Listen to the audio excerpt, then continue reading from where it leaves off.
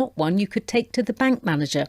She urged the government to make a commitment to whole farm approaches and support for systems like organic, which deliver multiple benefits for society, nature and animal welfare. Roger Kerr is Chief Executive of Organic Farmers and Growers, another organic certification body. He told me he felt organic farmers were sidelined in the document. I asked him why. The ATP talks about delivery of public goods, and obviously organic farming delivers multiple public goods simultaneously. However, it gets one mention in the ATP on page 33. And talking to Defra over the last 2.5 years around the elm design, so far there has been no recognition of organic at all. And we find that really mystifying. The whole thing applies to you anyway, just as farmers. Did you want something specifically about organic farming in there? Yes, we do. Yes, I think the problem with it is there are simple packages, and it doesn't represent all the public goods that organic farming is delivering. And I think what we're looking for within the new ELM package is something that recognises the multiple public goods that organic farmers deliver day in, day out. The thing is, you're getting an extra premium when you're selling your goods to the public. So why be rewarded as a public good? Other farmers aren't going to be rewarded for just producing food. Well, the premium doesn't always come back to the farmer necessarily.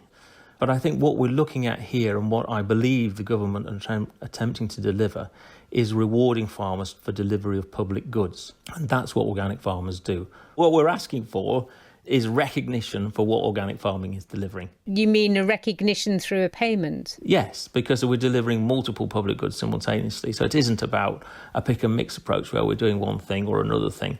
Now, if there are other farming systems that deliver public goods in the same way, in a structured and similar to the way that the organic do, then I see no reason why they couldn't equally get paid for that. Roger Kerr from Organic Farmers and Growers.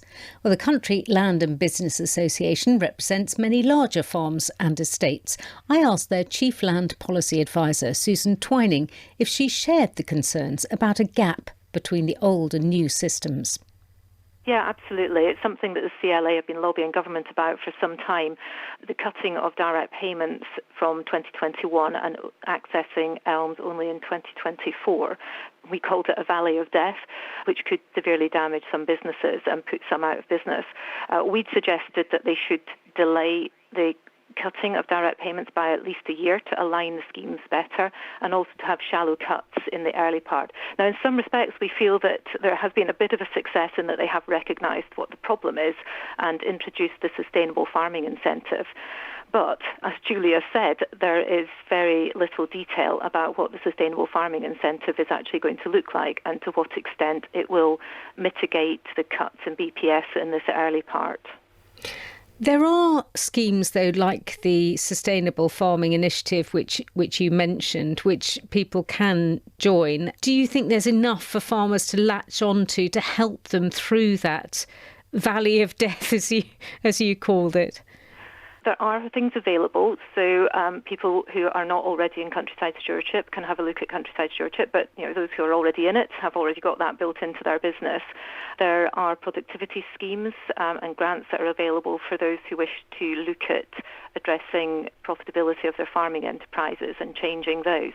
But that's not going to be available to everybody. It's not suitable for everybody. So the funding isn't going to be even. The transition is going to be challenging because change is challenging. And I think it's really about businesses taking an early look at what's going to be happening to their business and being realistic about what they can change, what they can't change, and how they might want to move forward. So for some, it will be going into countryside stewardship or expanding countryside stewardship. For some, it will be going into the sustainable farming incentive. And then for others, it may be about questioning their future in the industry. And that is a sad fact that, for some... Well, there is an exit strategy, isn't there, for farmers who want to get out. There is concern, though, isn't there, that there could be a big move towards consolidation of farms, that the big boys get bigger, the small farmers go out of business, and we will just have large companies farming. I think that it's possibly a legitimate fear. I think the reality will be much more complex. I think there are lots of people who are looking to expand their business and maybe need to, but there are also new entrants that will be able to bring new innovation and ideas into the industry, and there needs to be room for all of them. What do you think the picture will be by 2027? I think we're in a process of change, and this process is going to continue beyond 2028.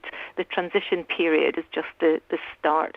I think the idea that we're going to have fixed policies forevermore and fixed schemes forevermore is not going to be happening. I think we'll be in this continual evolution of policy as time goes on. Susan Twining from the CLA. That's all from us this morning.